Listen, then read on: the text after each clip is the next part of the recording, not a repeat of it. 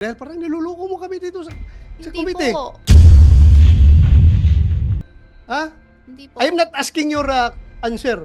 I'm just stating the facts. Ha? Yun lang. Baka akala nyo kaya nyo lukuhin. Hindi po. Makinig ka. Opo. Baka akala nyo kaya yung lukuhin lahat ng opisyalis ng gobyerno na kaya mabayaran. Hindi Ha? po. Kami dito, hindi kami pwede bayaran. Ha? Hindi po, hindi po. Walang pwede magbayad kahit na milyon-milyon yung pera ninyong mga Chinese kayo. Walang makabayad sa amin dito. Kaya huwag mo kami lukuhin. Ang tanong ko ay kay Sheila. Nakakaintindi ka ng Pilipino? Opo. Oo. Nabanggit mo na baka iba ang tatay ninyo ni Alice? Opo. Okay. Naiintindihan mo ba kung bakit ka hinuli? Naiintindihan mo ba ba't ka na-deport at naibalik dito? Opo. Ano yung dahilan na sinabi sa'yo? Hindi tama ako labas sa Pilipinas. Dahil merong hold departure order. Ngayon, alam mo na hinahanap namin yung kapatid mo, right? Hindi po. Hindi mo alam? Yun hindi ko alam. Hindi ka nanonood ng news? Hindi ba kayo... Simula sa first hinik niya, lahat ng news hindi ako focus. Hindi Okay. ko kaya. So, hindi kayo nag-uusap ng kapatid mo? Hindi siya sabi sa akin. Pero nakatira ba kayo sa isang bahay? Hindi po. Saan ka nakatira? Sa Bulacan po. And si Alice, Nasa Banban po. so hindi kayo nag-uusap? Hindi po. Pero magkasama kayo sa isang hotel sa Indonesia Opo. nung nagpunta kayo doon. Opo. Masasabi mo ba kung anong hindi kayo nag-usap? Bakit ganito tayo umalis ng Pilipinas? Huli na. Huli na. Opo. Sino nagsabi sa'yo, halika sakay tayo ng bangka, barko papunta Siya doon? po. Siya. Alice po. Anong sinabi niya dahilan? Bakit kayo kailangan sumakay? Ang sabi niya, nalulungkot daw siya. Sabi niya, ate, samahan mo ako. May pupuntahan tayo, sabi niya. Yun lang yung dahilan. Opo. Wala kang asawa o anak? Opo. Wala. Okay, hindi mo naman siya tinanong bakit ka nalulungkot. Alam ko dahil sa hinig. Alam mo dahil sa hearing. Opo. Pero hindi ka nagdududa na baka nagtatago siya. Hindi. Hindi po yung una. Okay. So pagdating ninyo sa Indonesia, Opo. anong hotel ang tinirhan ninyo? Halis Hotel. Ano? Halis Alice? Hotel. Okay, paki-submit na lang isulat kung anong pangalan ng hotel. Pagdating doon, naghiwalay na kayo? Hindi pa. Doon, 18 kami lubating. Hmm. Doon, 19 o 20. Hindi ko sure kung araw-araw. 19 o 20 kami hiwalay. 19 or 20 kayo naghiwalay. Ngayon, nabanggit mo na hindi ka ba nagtaka bakit siya biglang nawala? Sabi niya sa akin, hiwalay muna kami. Wag daw ako marami tanungin, sabi niya. Yan ang sinabi niya sa'yo. Opo. So, anong perang mga dala-dala ninyo kung pupunta kayo doon? Wala ba siyang sinabi na dito lang tayo sandali, babalik ka rin ng Pilipinas? Walang ganon. Wala siya sinabi. So, ang iniisip mo, doon kayo sa Indonesia nang hindi mo alam kung gaano katagal. Opo. Nakakapagtaka yun. Ngayon, nabanggit mo na baka iba ang tatay ninyo, hindi ba? Hindi po. Sorry. Yung tatay niyo pareho o iba? Tunay tatay iba. Iba kami. Yung tunay na tatay. Pero ang mga tunay na tatay ninyo parehong Chinese. Opo. Saan ka pinanganak? Pwede na ako sasagot kasi may kaso na po ako ito. Madam Chair, has she submitted to the committee the details of her birth already?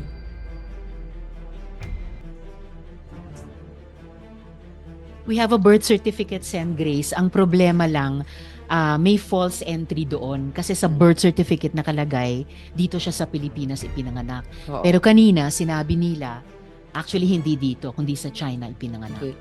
Sa tingin ko, nadadamay ka, hindi mo siguro alam lahat, pero may mga alam ka rin. Pero lumaki kang close sa kapatid mo, hindi. Hindi po. Magkahiwalay kayong lumaki. Opo.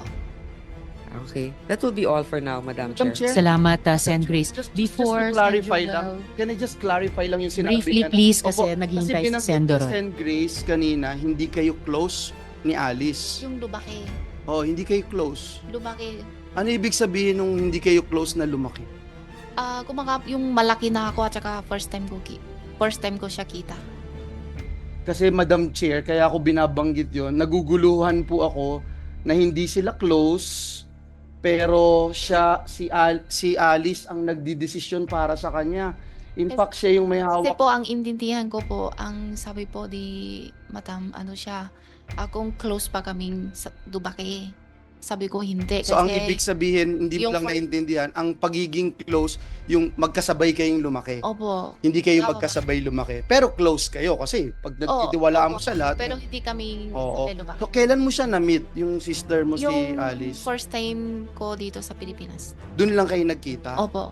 ni Alice? Opo. Oh, so paano kayong naging close kung first time lang kayo nagkita dito sa Pilipinas, hindi kayo pareho ng pinaglakihan na lugar. Pero naging close kamo yung kayo. first time ko siya kita, 17 o 18 years old na ako eh. Mhm. Ngayon 14 ha eh. Oh, tapos Ilang naging taon close na na kayo kayo kasi- noon. Opo. Nung magkita na Opo. kayo. Kahit na hindi kayo pareho ng bahay na tinitira. Opo. Naging close kayo. Okay. Thank you. Salamat, Sen. Joel. Sen. Doroy. Thank you, Madam Chair. Sheila, Pa. totoo ba yung sinabi mo kanina na hindi mo alam na ang purpose bakit kayo umalis? Sinabi mo lang na malungkot lang si Opo. Alice kaya alis kayo? Kapatid ko eh. Oh, so Sumama hindi mo ako alam na talaga. maglayas na pala kayo? Hindi po. Ha? Hindi po. Sigurado ka? Yes. Tapos- Sigurado po ako. Hindi mo sa tinanong bakit tayo sakay na bangka papuntang Malaysia na may eroplano naman? Una, hindi siya sabi sa akin na Ha? punta Malaysia. Oh, Ang sabi lang siya sa akin, samahan ko siya. May pupuntahan lang. tapos hindi ka nagtanong bakit tayo palipat-lipat ng bangka nito? Maliit, Yun, lipat ng malaki. Doon sa naduda na ako eh. Nandun na ako eh. Ha? Ano gagawin ko? Pabalik ko pa dito sa Pilipinas? Hindi ka man kita, Po. hindi man kita sinasabing pabalikin dito, pero halata na nagsinungaling ka. Sorry po, sorry po. Wag mo kaming lukuhin dito. Hindi po, kasi Ah. yung una Baka talaga akala po, mo kung ano yung ginagawa ni Alice Go sa hindi committee po. na ito, kaya mong gawin din. Pasensya na Ha? po pag may mani ako na... Pasensya. Kasi sa You are totoo lang lying. po na talaga, hindi ko alam. Yung Makinig lalabas ka, na makinig gabi- ka. Makinig ka. Ha? Huwag mo kami lukuhin dito. Hindi po, Ha? Niluloko mo kami. hindi po. Klaro na hindi ka nagtanong sa kapatid mo na bakit kayo magbangka at hating gabi tayo lalayas dito. Tapos sabihin mo sa amin ngayon na hindi mo alam na lalayas na pala kayo ng Pilipinas. Oo. Tell it to the Marines. Huwag mo kami lukuhin dito. Hindi I will po. not move for your contempt. I will not Hindi move for po. you Hindi for you to po, be cited in ganun contempt. po. Ako lang nagpalabas lang ako ng hinalakit ko dahil parang niluloko mo kami dito sa Hindi committee. po. Ha? Hindi po. I'm not asking your answer. I'm just stating the facts. Ha? Yun lang. Baka akala nyo kaya nyo lukuhin. Hindi po. Makinig ka. Opo. Baka akala nyo kaya nyo lukuhin lahat ng opisyalis ng gobyerno na kaya mabayaran. Hindi po. Ha? Kami dito, hindi kami pwede bayaran. Ha? Hindi po, hindi po. Walang pwede magbayad kahit na milyon-milyon yung pera ninyong mga Chinese kayo. Walang makabayad sa amin dito. Kaya huwag mo kami lukuhin. Attorney Galicia, Yes, Your Honor. ako, just to set the record straight, Madam Chair. Klarong-klaro, Madam Chair, sa pandinig ko, kahit na yung tenga ko ay sira na ito sa kakaputok ng baril, dinig ko sinabi ni Attorney Galicia kanina na tinawagan siya ng certain Alan. Tapos ngayon, nung sinabi na niya ngayon na dinay na niya na hindi niya alam yung last name ng Alan na tumawag sa kanya, nagbago ng statement niya na ang tumawag doon sa kanya, sekretary niya. Hindi ba halata, attorney, na umiiwas ka? Dahil kung si Alan ang tumawag sa iyo, sigurado yan, Alan de la Cruz. Lalabas yan sa cellphone mo eh. Hindi ka man magpunbok ng first name lang, may plus name yan, Alan de la Cruz. Ngayon, nung tinanong ka kung anong family name ni Alan, nagbago na istorya mo. Sabi mo na, ang nagtawag sa iyo, yung sekretary mo. Dinig na dinig ko ato, kahit na i-playback natin yung recordings dito. Sinabi mo kanina, kay yung tanong ni Senator Joel o ni Senator Risa, na may tumawag sa iyo, Alan, huwag tayong maglukuhan dito dahil nakakahiya na, puro tayo lukuhan dito. Ayusin natin ito. Attorney, you are facing a committee na nag-iimbestiga. So, are you holding on to your next second statement na hindi si Alan tumawag sa iyo? Opo, Ipe-play ko yung recording dito. hindi po talaga, Senator. In fact po, Pero sinabi mo kanina na si Alan ang tumawag sa iyo. hindi po talaga siya tumawag sa akin. Sek, Madam Chair, baka pwede natin Yes, Kung Senator. baka lalabas ako ang nagsinungaling dito kahit Hindi na naman may, po. may kabingihan na ako. Comsec, para lang mapalagay ang loob naming lahat, no? Paki-provide sa amin yung portion na yun ng transcript. Yes, kung ano ang sinabi ni Attorney Galicia tungkol dun sa pagtawag nung Alan sa kanya. Mm-mm. At saka, if I may interject, Sendore, Attorney Galicia, kanina nabanggit ko, no, importanteng malaman ano yung sinasabi mong karelihiyon. Kasi para sa akin, matter of fact lamang yun. And may information ako na pinag-uusapan na rin naman sa social media. So, mahalaga talagang itanong para hindi na pag-isipan pa o pag-usapan pa. Tsaka hindi naman ibig sabihin na endorse ng ninumang mga religious groups natin dahil iba't iba tayong relihiyon ang kung ano-anong mga gawain. O yung iba, oo. So, it's just a matter of fact. Kaya pending question ko pa rin sa inyo ngayon, yun, Attorney Galicia, yung sinabi nyong karelihiyon, ano bang relihiyon iyan? And dagdag, ano nga ba yung apelyido ng Alan? Tulad din ng tinatanong ni Sendoroy. And pati ano bang telephone number nila? Senator, hindi ko nga po talaga alam ang apelyido po nung Alan. At wala po naman akong phone number niya. At ang tumawag po talaga sa akin ay ang sekretarya ko.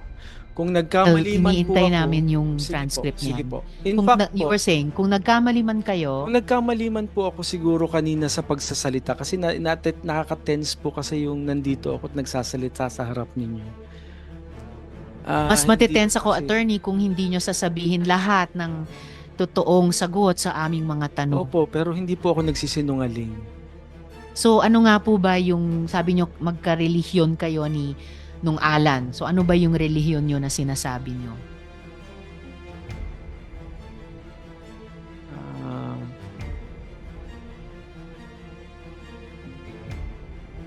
Or kung gusto nyong isulat na lang sa chair and then isasabihin ko sa mga kasamahan ko or babasahin ko ba?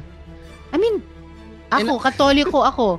Pag ako nagkasalanan or kung gumawa ako ng krimen, hindi yun sinasang-ayunan ng simbahan at Santo Papa. Madam Chair, Yes, Sendoroy. just for the record, basta sigurado ka, attorney, hindi Kingdom of Jesus Christ, ha? ay, Hindi kay Buloy. Hindi po. Okay.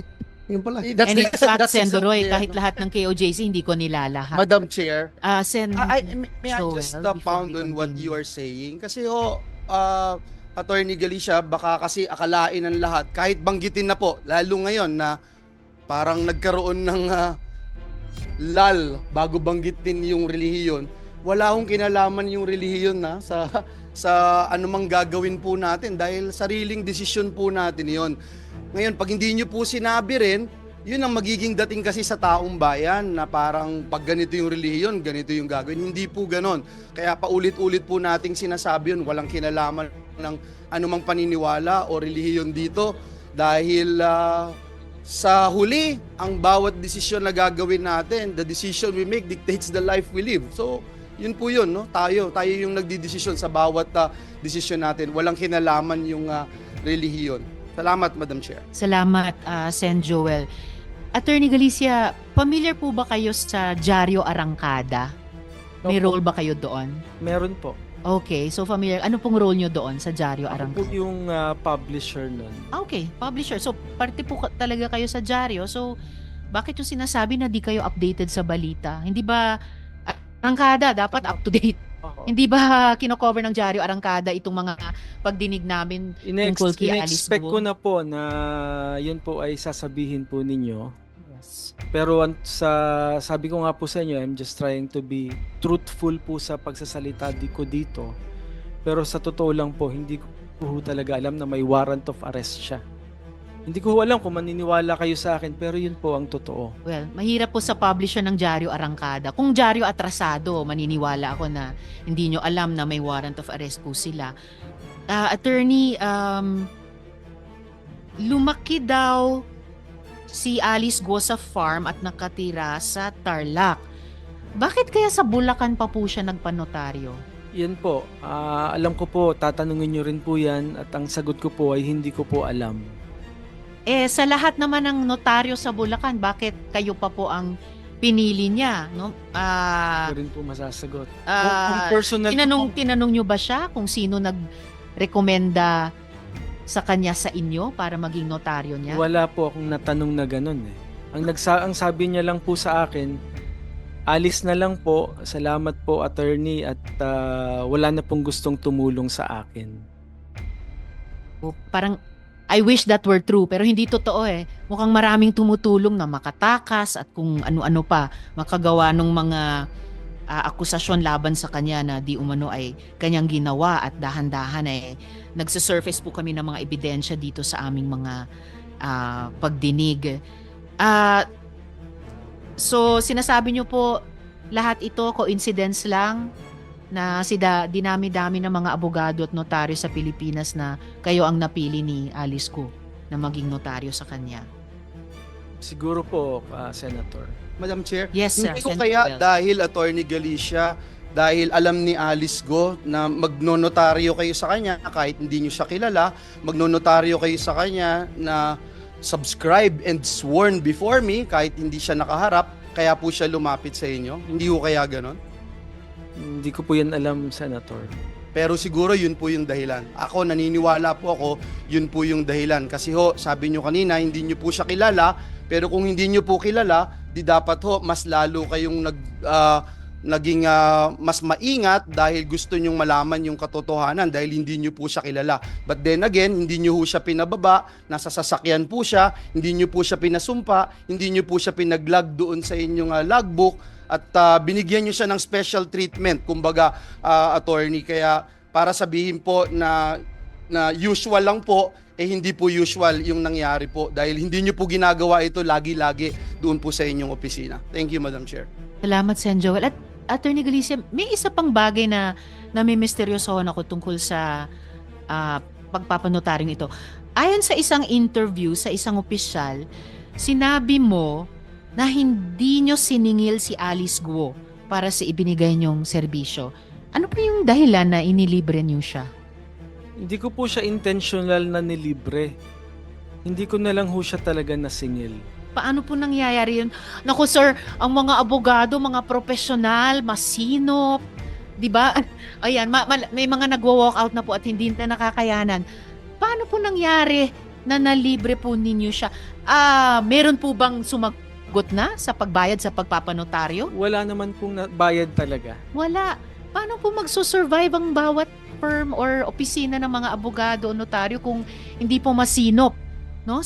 Kahit sa ganitong Marami mga po ako actually nanonotaryong wala namang bayad. Okay, pero dito kami pinaka-interesado sa taong ito na ninotaryohan nyo ang mga dokumento na hindi nyo pinasumpa, hindi nyo pinapirma sa notarial book, hindi nyo pinababa sa kanyang sasakyan para umakyat sa opisina nyo at nalibre nyo pa sa huli. At inuulit ko po, Attorney Galicia, yung hiling ni Sen Grace, hinihiling na rin po ng chair, paki-submit in writing, kahit sa COMSEC namin, yung inyong sinasabing relihiyon, na magkarelihiyon kayo ni Alan. Tungkol pa rin sa notarization ni Attorney Galicia, Yusek T, ano po yung mga epekto nitong parang irregular na notarization sa mga filings ni Alice Guo? Ang interest ko dyan, ibig sabihin ba mas bibilis ang pag-andar ng mga kaso? May hearing po tayo mamayang hapon para sa preliminary investigation. 2 p.m. ang schedule. Isa sa mga pag-uusapan na dun sa hearing na to ay ang status ng motion to reopen case with motion to admit counter affidavit ni Alice Guo. Ipapaubayan na lang namin sa prosecution panel kung ano magiging pasya nila dito.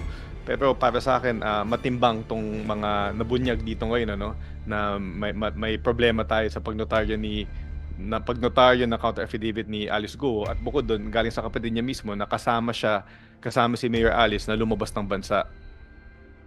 Salamat, Yusek T. Nako, 2:00 pala yun. I hope hindi nyo kailangang puntahan yon kasi okay, malapit na po kayong mahuli kung sakali.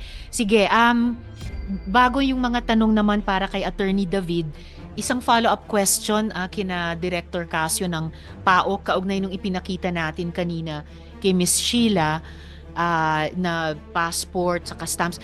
Na-confirm nyo po ba ng PAOK na sina Alice at Sheila Guo ay talagang pumasok sa Kuala Lumpur noong July 18 mula sa Denpasar? Kasi ang tatak dun sa passport niya ay Sabah. So paano posibleng nasa dalawang parehong lugar sila sa Malaysia, KL at saka Sabah, sa parehong araw na July 18? I am also caught unaware as to how that happened, Madam Chair. In fact, when you showed the picture, I had to confirm with my counterparts in Malaysia, and they stand by their statement that she was in Kuala Lumpur, July 18, 12:10 or thereabouts in the morning, coming from Denpasar, Bali. So, ayon sa Malaysian Immigration Authorities, 12:10 ng madaling araw, nasa KL I am siya. not quite sure about the specific time, but she arrived in Kuala Lumpur from Denpasar, Bali early morning of 18. Early morning of 18 from Denpasar, Bali. And yung stamp nung pagdating niya di umano sa Sabah ay ibang oras? I was not able to take a look at the document, Madam Chair. Okay. But then again, my colleague, my counterpart in Malaysia is insisting that she presented herself in Kuala Lumpur, July 18. Okay, so kailangan nating at least dalawang bagay, siguruhin anong oras siya di umano dumating sa Sabah. And pangalawa, kung parehong oras na nasa KL siya or masyadong magkalapit na oras, bukod sa pagtatanong kanina sa NBI kung may doppelganger or look-alike si Alice Guo, don't tell me, itatanungin pa natin kung may look-alike o doppelganger si Miss Sheila. So, mga tanong naman kay Attorney David. Attorney, sa mga statements nyo sa media, binanggit nyo na nag-exchange kayo ng mga recent calls at maraming recent calls kay Alice Guo. Saan po kayo nagtatawagan? Sa internet, iba-iba. Sa internet. So, pero sa mga internet calls iyon, may area code po ba na number ng ginagamit niya? Wala po eh. Wala. So, hindi ko maitatanong kung mula sa Pilipinas ba siya tumatawag na +63 Wala. ang country code. Merong ibang identifying numbers po ba dun sa internet calls nila sa inyo? Pwede mo pa-check para sigurado. Paki-check. Actually, it's good you ask that kasi itatanong ko talaga kung una, sino ang provider? Globe Smart dito? Sino po ba ang internet service provider dun sa internet calls nyo ni Mayor Alice? Yes, Wala pong number. walang identifying numbers. Sinong ISP nyo para dun sa internet Ano po calls? yung ISP? Internet service provider. Sinong internet service provider ninyo sa Ako calls po, na yun? Globe po ako eh. Globe po kayo. Oo. Alright. At may proof po kayo sa mga alleged calls na ito at handa ba kayong isubmit yung mga calls na ito sa komite? The alleged number of course will be Gusto treated ko rin po, confidential. pero meron po kasi akong lawyer-client privilege. At I hope you understand ho na may oath po ako to maintain the whatever information na binigay sa akin. Okay, anong app ang gamit ninyo? Dito sa internet calls na ito. Ako po, meron po akong Telegram, Mhm. Signal, Viber, Messenger, WhatsApp, WeChat. Marami ho. Lahat. Aha. So, alin ang ginagamit nyo ni Mayor Alice sa pagtatawagan ninyo recently? Paiba-iba ho. Dati ho, Viber.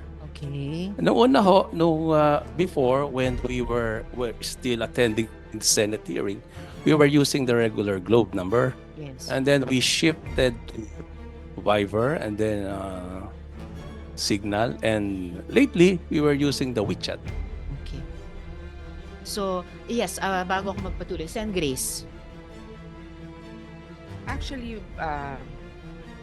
Madam Chair, yung precautionary hold departure order, kasi meron naman talagang warrant of arrest na. Tapos may pag-uusap din ng DOJ na magkakaroon ng precautionary hold departure order. Pero bakit hindi yon na-file? Bakit, di ba? So, yung ating mga pantalan, yung ating mga airports, wala talagang hold departure, di ba?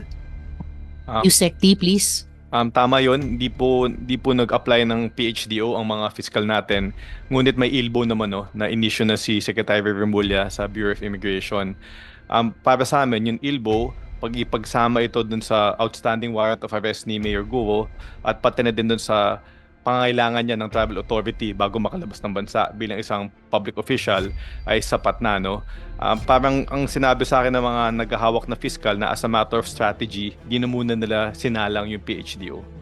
So, meron naman lookout bulletin, di ba? So, Meron yun po. ang meron. Meron po. So, are the immigration officials, were they briefed na this is a person of interest? At saka, you're right, government official, hinihingan talaga tayo ng authority to travel. And she's popular enough. Now, my question is, barko pala, bangka yata yung ginamit, di ba? So, nasa jurisdiction yan ng Marina, ng Coast Guard, ng Philippine Coast Guard. Paano ba pag sa Philippine Coast Guard? Kasi I understand we have like one of the longest coastlines in the world, di ba? So it's really difficult to watch. Pero, so paano yun? Pagka umaalis sila, wala ba nag-check? Di ba? Nagre-report yan? Kung pumunta sa isang resort, may I have a response from the PCG? Vice Admiral Punsalan. Thank you, Madam Chair, Your Honor. Totoo po yun na there's a degree of difficulty. But what I wish to emphasize is may phases po kasi in such a case. And one is the gathering of information regarding certain persons of interests. We were finding out among our troops on the ground, and amongst the people that we were able to contact, yung alert notice po, in fact, I remember na side po kanina, AFP was provided, but our records show that the Coast Guard was not informed of this alert. Teka, saan ba sila sumakay ng bangka? Anong lugar? Sa Zambales? Ay, hindi pa po, ma'am, at it has not been established.